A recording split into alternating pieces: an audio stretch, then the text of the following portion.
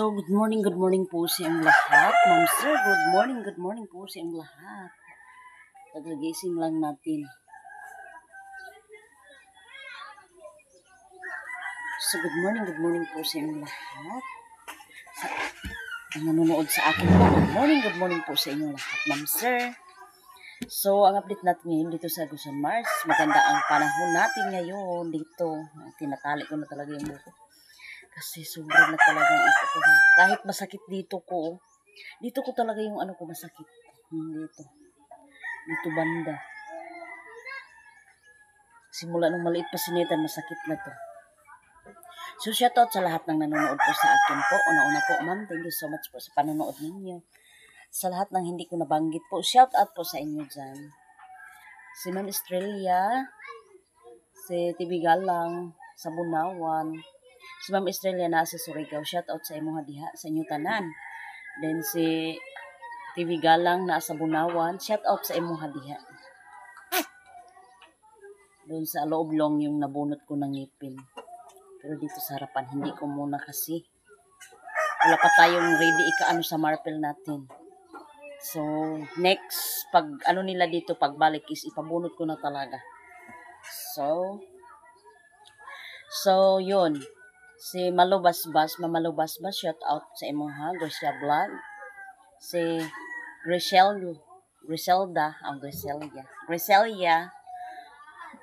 De La Vera from California. Shout out po sa inyo dyan. Sa lahat ng nanonood po, shout out po sa inyo. Baba ako ng damit namin sa simbahan para masuot namin sa Sunday. So yung wala naman tayong labahin na damit. Mayroon naman pero 5 piraso lang yun siguro. So yun muna ang unahin ko yung damit namin sa simbahan. Labahin ko muna ngayon, lalabahin. So yan. So thank you so much. Thank you so much sa Panginoon dahil healthy tayo araw-araw. Wala tayong sakit. Kaya thank you so much Lord sa inyo binigay sa akin na palaging healthy ang katawan. Yung anak ko din healthy kahit maniwang. Kahit payat yung anak ko, healthy naman yung katawan niya. So, then si Mr. Healthy si Mr. din. Si Mr. Healthy yun. Healthy lang yun pero sa loob daw yung katawan niya masakit daw. So, thank you so much po Mr. D.I. sa imong pagpaningkamot para sa among adonitan. Sa atong tulong, thank you so much po. So, shout out din sa akong sister-in-law na sa Agpangon. Nasa Agpangon si sister-in-law. So, shout out sa imo diha sa Agpangon. Shout out din sa Tagalapas, Talakugon, saan man sulok ng mundo. Sa Lagpantres di ay. Shout out din sa akong sister na sa Lagpantres, sa akong mother, sa akong brother. Akong brother is talaga. Nagluya si brother. So, kahapon ako. So, yan. So, shout out di ay sa akong sa akong mga subscriber, non-subscriber. Thank you so much po sa panonood ninyo. So, ngayon, muna ako maglaba. Ako lang dito mag-isa, si Nathan, nandun sa ate ko. Nandun si Nathan kay ate. Pag morning talaga, doon. Kasi walang bata dito, si Jisya, doon siya kay Jisya. Magchika-chika sila. Wala kasi silang pasok ngayon. Moments later.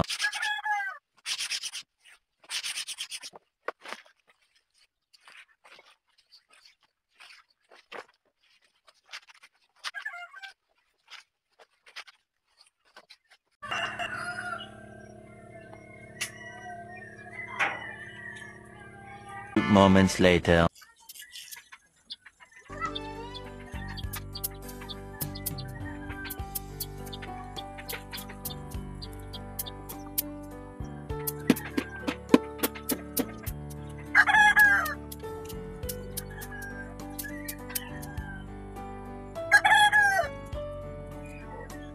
Thousand years later. So dito lang tayo maglinis. Kasi doon is mainit na talaga yung araw. So dito ako maglinis. Sa ulam natin, Buhay pa to guys. Kuha ni Mr. is ano lang. 4 o 5. Pang-ulam na tayo. So,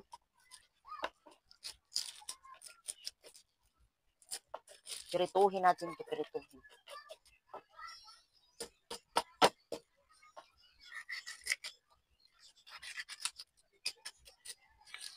Sabi ko, dun sa lake, pag makapunta ka dun sa lake, may pang-ulam na.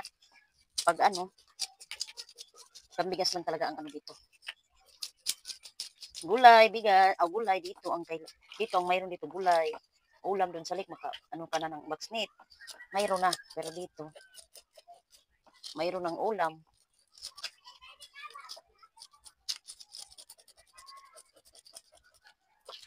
Dito sa amin, kompleto kahoy, mayroong kahoy. Hindi na kailangan bumili ng kahoy. Doon sa sister ko, yung sabi ko doon sa sister ko, bili talaga sa sister ng ulam. Kahoy, tubig, bigas. Yung si sister ko doon sa bayan ng Lapas. Nakdiman ko siya. Pag marami kaming ulam or makuha ni mister, is magpadala ako doon sa sister ko. Mama ko, ganyan. Pero pag ganito, nawala pa. Pag bumabaha talaga is magpadala kami, ganyan. Pag sobra-sobra ang isda. Pero pag ganito lang ang kita ni mister, hindi talaga mapadala. Sakto lang talaga sa amin. Moments later.